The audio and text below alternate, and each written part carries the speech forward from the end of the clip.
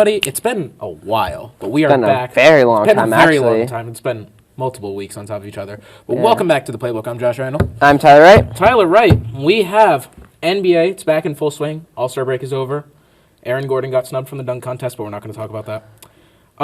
Tyler, I've asked you, and this is going to be a regular thing that we're going to be doing. I've asked you to compile your top 5 power rankings. I've done so myself. Would you like to start top 5, both East and West? What do you got? Yes, I would, Joshua Randall. Okay. So as number 1, we have the Bucks. Oh, you're going from 1 to 5? Yeah. Oh, okay. All right. I was going to do that opposite, but go ahead. Continue. So the Bucks 58-9, right? Did I say no? 52 and 9. Yeah, I don't know why I have 58. 53. 53 and 9. No, 52 because they won last night. Yeah. It's 53. Okay. They're first in the division. The whole team is playing fantastic basketball. It's not just Giannis, but Giannis is playing at MVP level again. Absolutely. The Bucks this season are outscoring teams by 12.26 points per game, and that's on pace for the second best in NFL and NBA history. Just a smudge behind the mark set by the 71-72 Los Angeles Lakers for 12.28 points per game. That's pretty good. And that team was by Hall of Fame Bill Sharman, 4 Hall of Fame players, Wilt Chamberlain, Gail Goodrich, Elgin Baylor, and Jerry West. Yep. It's a good team. By the coach, Pat Riley. Yep. And not Giannis. The Bucks have Giannis, Bledsoe, Middleton, and a couple others. Not Hall of Fame material, though. No. But they're on pace. That whole team isn't... we overlooked the fact that team... I'm pretty sure Giannis was the only all-star on that team. Yeah. Yet everybody's playing that part. That team is still winning games. I mean, it's hard to argue against them. It really is. But continue. Yeah. So then I'll move on to my number 2. So we'll go back and talk about these later. But number 2 is the Clippers. Ooh, okay. 42-19, right? Or they win. I don't think they played last night. It's 42-19 still. Reason, 5-game win streak. The second in the division, though. Yep. It's a little okay. Team is playing amazing basketball. They're not being carried by PG-13 or the clause. Everyone said they would be. If you knew the clause, right? Okay, I'm just trying to call you out. Kawhi Leonard and Paul George, though, have combined for 54 points the other game against the Sixers, and the bench provided 69 points. Yep. You know the sky's the limit for them right now. They just keep building. At full strength, I believe I saw a statistic that they're 6-0 at full strength. Really? They're undefeated. I believe it. All 5 starting lineups are undefeated. So, right now, 41-19, 42-19. You're just wondering how good they're going to be. Yeah, absolutely. Number 3, don't really have much to talk about them, but LA Lakers. Reason, they're 47-13. LeBron and AD are leading the team. They've done nothing besides LeBron and AD. I wouldn't go that far. But yet they're ranked number 1. And I do not think they've reached their full potential. So that's why I really rank them as number 3. Because again, it's just LeBron and AD. Okay. Number 4 is going to be a shock to you. Yep. The Miami Heat. You're going to put the Heat at number 4? Ooh. Reason. Ooh. Okay. Continue. I'm listening. 39-22. The Heat defeated the Bucks 105-89. Okay. And arguably the best defensive performance of the season. Becoming the only team to be able to beat the Bucks multiple times this season. Okay. So just to recap that, span less than a full of a season, with absolute no cap space to work with, Pat Riley, the coach of the Miami Heat, has been able to do his right and wrong with Hassan Whiteside, Dion Waiters, James Johnson, Justice Winslow, and Josh Richardson, turn those into Jimmy Butler, Andre Iguodala, Jay Crowder, Tyler Hero, all while unleashing the full potential of Bam Adebayo. Bam Adebayo. And, they're performing at exceptional rates right now. I mean, they're ranked 4, I think, or 5 in the East. I believe 4, yeah. But I think, as of right now, they're a team to be reckoned with. They're good. Oh, absolutely. They are a good basketball team. I don't know why I decided to rank them as 4. I just have a strong feel. That's not what I meant. I don't have an answer to that question. I have a strong feeling about this team in the future. It's all youth. Jimmy Butler, he made something out of nothing out of that team. Not Jimmy Butler. Pat Riley made all these big stars. Combined by Jimmy Butler leading them. He's got multiple people to follow him. Reason for them at number 4 on my list. Number 5, The Denver Nuggets. Ooh, okay. Reason, they're 41-20. We've seen this team last year. What happened last year in the playoffs with the Nuggets? Well, they did okay, and then they did not okay after. Yeah. Exactly. So Got progressively worse. they choked, Yep. as you'd say. They're in Went to 5th 7 place. against the Spurs. They're in 5th place right now. Yep. No, And they're not. They're in 3rd. You kidding me? Oh, are you talking about on your last power year. rankings? Last year. Yeah. The And, no, power They're- rankings, they're sorry. currently Yeah. 3rd in the Western Power Conference. rankings. My power rankings, are they're 5th. Okay. Because I see no change in this team as last year. Mhm. Nothing at all. Okay. Jokic, sort of MVP level right now. He's in the top 5 for MVP. Yeah, okay, continue. But I think they're just, ready for this? Yeah. A regular season rabbit. Really? I've never heard that saying before. I haven't either until right now. I'm just kidding. This is where the face palms come into play. Okay, This is no, where the meme so- happens. They rack up wins from October through Yep. April, and then they take blow for blow with the big boys come May or June in the Oh, yeah. playoffs, No, I agree with and that. they can't survive those big blows that the Mhm. big boys send them. Yep. All right, is that your list? Yes. Okay, I'm going to go from 5 to 1 because I'm an outcast. Okay. All right. Number 5, I am going to agree with you, Denver Nuggets. I think that team is a really good team. And, despite you saying that not much has changed with that team, it's still 3rd in the West. And I think that a lot of the time we overlook that fact. The Nuggets are a formidable team. Where they go in playoffs, I'm not really sure. As you said last year, once they reached playoffs, it was kind of they tanked pretty hard in playoffs. I think going to 7 against that team, that San Antonio Spurs team, was kind of embarrassing. If I They was didn't a have Nuggets fan. anybody last year, did they? Besides DeMar DeRozan, who barely played, right? Yeah, DeMar DeRozan, he was good, but I mean, That's true. still, even at that point. Yeah, I'm going to agree. Nuggets currently 3rd in the West, as you said. I just see that team, and I don't really know. I think it's going to determine on playoff seeding a lot. I think it's going to depend on that. I could see them probably playing the Jazz in the first round, possibly. I don't know. It's going to be really interesting how that turns out. But yeah, anyways, number 4, this is the difference in our list. Number 4, the Raptors. And I think when you look at the Raptors and what they're doing, despite not having Kawhi Leonard, are still 43-18. That is still a good team. They're still second in the Second, East. that's what I thought. Mind you, the East is kind of less competitive nowadays, especially with the Celtics. Just not even. The Celtics Yeah, are so I didn't put them on my disappointing list to me. at all. I would have, but they're just so Maybe they'd be inconsistent. Seventh, maybe. The Celtics are just the most inconsistent team in the entire league right now. But back to the point, the Raptors, despite not having anybody, still second in the East. I still see them doing very, very good. I think at this point, who would they play if the playoffs started right now? I think they would play The 4th seed, right? they're second, so they would play 7. Oh, yeah, they're... So they would play not the Magic, or would they play the Magic right now? I think it's Magic. I think they would play the Magic. But anyways, yeah, I could see them doing good against that team. I think the Raptors have a shot of going possibly to the conference final. I truly believe it. I don't think Sixers. a lot of teams. Oh yeah, could be. Is it the Sixers? I think so. Anyways, I don't see a lot of the teams beating the Raptors consistently right now. I think that, especially when you look at the things they're doing, the teams that they're beating. I mean, yes, they lost to the Bucks. However, that was still a good game. Drake cursed them, mind you, but not the point. I still think the Raptors have a good chance of going to the Eastern Conference Finals. Number 3, the Los Angeles Lakers. Now, this is the reason why I'm putting the Lakers at 3. This is a very controversial reason.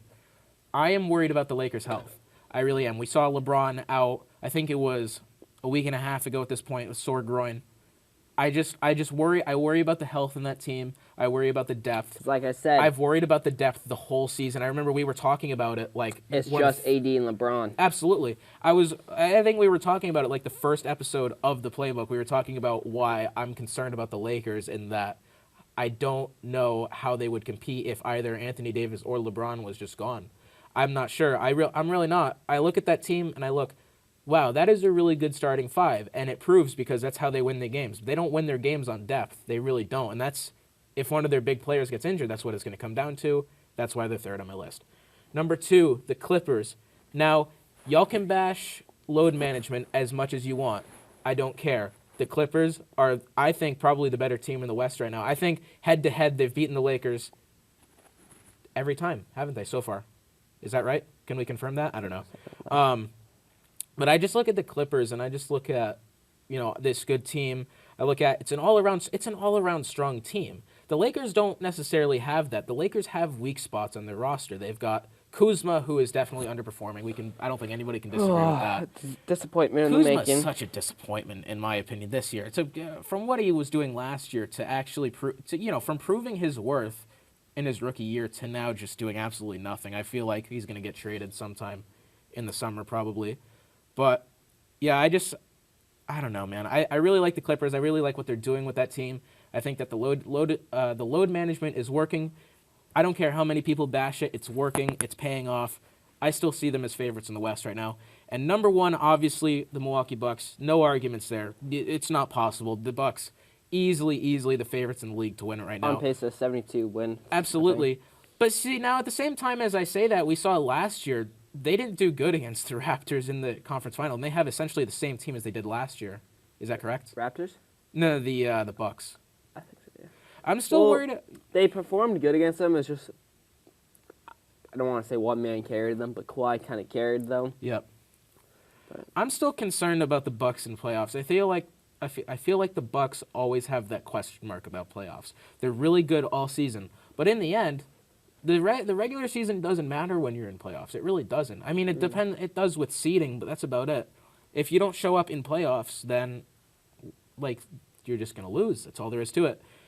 Now, despite saying all that, the Bucks are still the favorites by far. I still have them going to the finals no matter what. I feel like there's not a single team in the East that could probably beat them right now in the conference finals. It might get close. I mean, they could go to 6 or 7, against maybe the Raptors or the Heat. I mean, the Heat are looking good, and I agree with you on that, but I don't think they could beat the. See, it's hard to tell right now who is going to go who, because all these teams are really good right now. Yeah.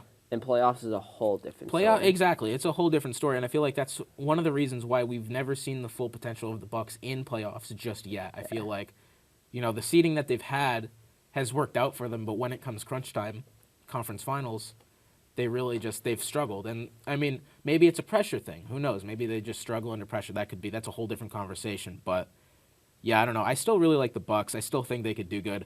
I realistically don't see anybody challenging them in the East. I don't see the 76ers, who, by the way, that's a complete another. Oh, my goodness. Don't even get me started on the 76ers. That's the most disappointing team probably this season. More disappointing than the Rockets almost. Whew. So that's pretty hot take. That's pretty disappointing. Maybe that'll be a topic for next episode, but I don't see the Celtics beating them. Celtics, as we've said already, so many injuries, so many just inconsistently playing. They're such an inconsistent team. It doesn't make any sense. Raptors have probably the best shot at beating them. I think it's going to be close. I still think the Bucks are going to walk away with it, maybe in 6 or 7. But I see the Bucks going to the finals. I see them possibly winning. It's just, right now there's no doubt. Right now there's no doubt in anybody's mind. The regular season is the Bucks. It's all the Bucks. It's always going to be the Bucks for the rest of the season. I don't think anybody can argue against that. So yeah, that is my top 5 power rankings. We've got some time left. So, Tyler, do you have anything else to add about the NBA? Anything I think that we shouldn't. I don't want to say this guy's going to carry this team back to the top 10, but I think he might carry them to the top 15. And who is this? Stephen Curry. Steph Curry? Oh. Comes back today. Top 10, he's going to carry. What do you mean top 15? There's only 15 teams in the West. What are you on about, kid? I'm talking about power rankings of all teams. I'm talking about all teams. So you're saying, okay, no, I feel like that's ridiculous. The Warriors, no. He can carry that team is long gone. That team has yesterday. I know they're not making playoffs. No, I'm not saying they're making playoffs. I'm just saying I think he can bring them up a little bit. How are they going to be top 15 power rankings if there's 16 teams in the playoffs? No, what? You said they're not. No, they're not. You said they're going to be top 15 power rankings. There's 16 teams in playoffs. You know what I mean, okay? Do I? I'm kind of concerned at this point. I'm going to hit you. I'm honestly, okay. I mean, it's fine. I think, I don't know. It's excuse me, no. It's the top 8 seeds of each team, so boom. Okay, so, all right. I can't, this is... Stop making fun of me. What are you doing? You just said the Warriors were going to be top 15 power rankings. They're in last place in the West. No, top 15 of What does this mean exactly? I don't know, because they're not far, are they? They're in last place. They have 14 wins. No, they do not. Excuse me, the Golden State Warriors. Check the statistics. Check the statistics. The statistics are going to be checked right here. I think the Warriors have at least 20 wins. The Golden State Warriors. Are you sure? Yes. I don't know about that. That's. Check the statistics. I'm trying to check the statistics. The statistics are slow. We should have looked this up beforehand. Check I the didn't. statistics. I didn't think you were going to go on about the Golden State Warriors. The Golden State Warriors are 12-43. Never mind. 12-43, and they're going to be top 15 power rankings. They'll make 20 wins Oh this season. my! They'll have 20 wins this season. They're on a 4-game losing streak. Yes, but The Curry, Timberwolves are going to get. I'd rather the Timberwolves are more likely to get in. They have 16 wins. What do you mean? Yes. Okay, but you see. You just took my iPad. You're not winning your case right No. now. I'm so okay, sorry. I take it back. They're not gonna make top Okay. 15. All right. But the Warriors are gonna have 20 wins this year. Prove me wrong. Okay. There's a lot. No, of they're time gonna go left. It's a reasonable- 24-43. I don't know if that's possible, but it's 24 and happening. 43. Yep. Anyways, next It's probably topic. possible. Anyways, The on to the XFL. on to the next topic, Tyler. The XFL, it's happening. It exists. It's been 20 years in the making. Vince McMahon came back and said, I'm going to bring football back to the people. And arguably, is that what he's doing? Does the XFL have a future, in your opinion? Go ahead. Yes. Yes, it does. As it turns out, the XFL isn't like a rival or a minor league towards the NFL. After turning it on and watching it, my initial reaction, this is the best attempt of like making professional football. It's Yeah. like one of the best attempts. The rule changes, the presentations all worked. Yeah, Like the kickoffs, everything, like Oh, all that- these rules. absolutely. All these rules worked. And the NFL are strongly considering borrowing some of these rules. And if they keep the games on like these big networks, like CBS is one of them, They have, right? they have CBS, they have ESPN, they have, well, ABC is an ESPN Yeah. thing. But like if they keep them on those um, big networks, Fox, yeah, they put it on Fox all the time. yeah. Yeah. If they keep it on these big networks, then like they're gonna do good. Oh, absolutely. Okay, this is the thing about the XFL. I don't think there's a single person that watches XFL and watches NFL and says the XFL is boring football. It's not. XFL is probably some of the most exciting football I have watched in a while, honestly. I feel like the NBA, what? Okay. Yeah. The NFL is the NFL is in such a rut at this point that like nothing is new, nothing is changing. I mean, this free agency obviously is going to be a big difference because of the fact that Tom Brady and everything else. I mean, that's the only thing that's going to make the XFL.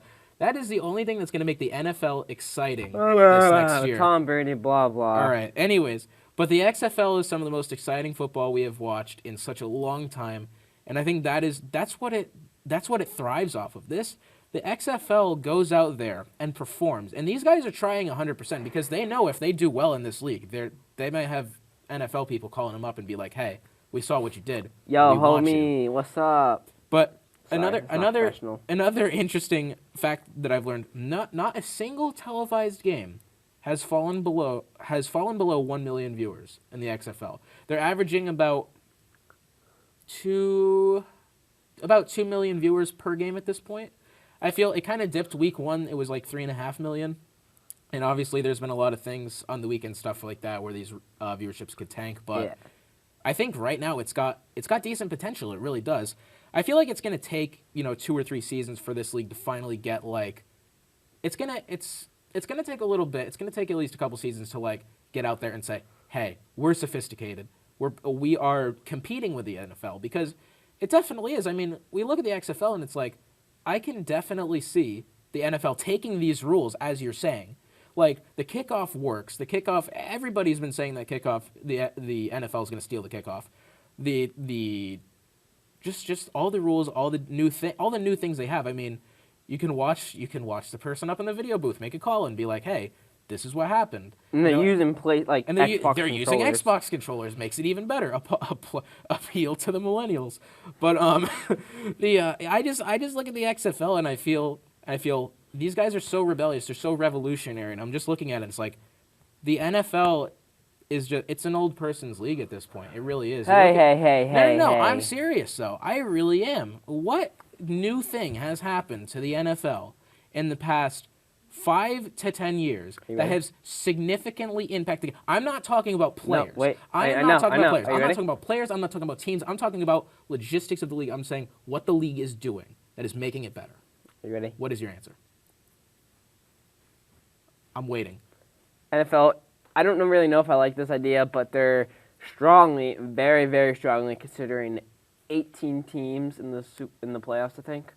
Okay, but that hasn't happened yet. That's this year. And also, I know you said no teams, but Chiefs won a Super Bowl 50 years in the making. Okay, but that's not the point. Lamar Jackson's making the game more interesting. interesting. I'm saying, the point that they're going to get viewers when there's people like Mahomes, Lamar, still Drew Brees, Russell Wilson, all these big players, Derrick Henry. You're going to get viewers. But the point that I'm getting at is that the NFL hasn't been changing. Nothing in the NFL has been changing except for players and teams. Nothing about the game itself, the NFL game itself, has changed. The XFL is going out and doing all the things that the NFL hasn't done yet. And I feel like that's what's making the XFL successful.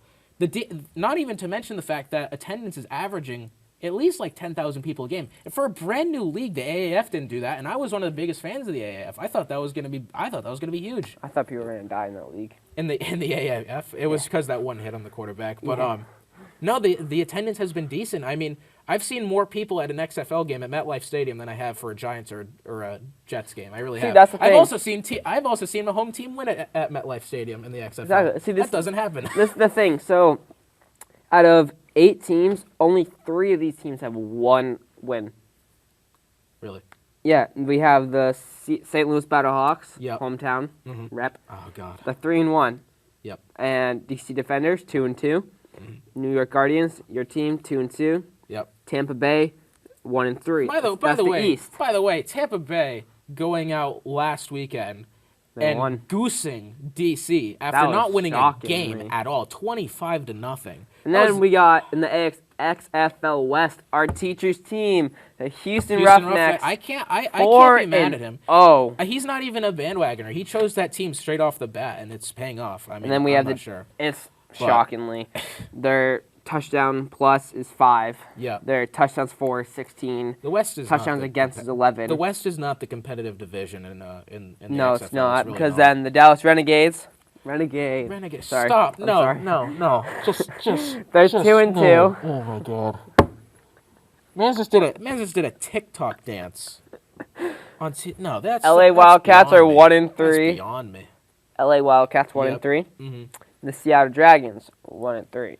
3 teams with 1 win. Others have 2 or more. But see, this is the thing. I mean, I think this weekend is going to be big for the XFL because not a lot of things are happening this weekend. There was a couple things last weekend. Yeah, wasn't last weekend the All-Star? Or was that 2 weeks ago? That was 2 weeks ago, I think, at this point. Yeah, they lost 3 weeks. But I think a lot of the reason why the XFL is still kind of a little bit, underviewed is just because of the fact that so many things happen on the weekends. But now this is the point where the XFL can step in and be like, hey, if you've got nothing else to do, come watch us. You'll be entertained, and we're gonna bring you back next week. And I feel like, I mean, you don't remember this. I don't know how much you know about the XFL back when it originally was a thing back in 2000. From the XFL back in the 2000s. Are these the same teams? No, these are not the same teams at all. I'm just saying the XFL back then was a disappointment it was immature.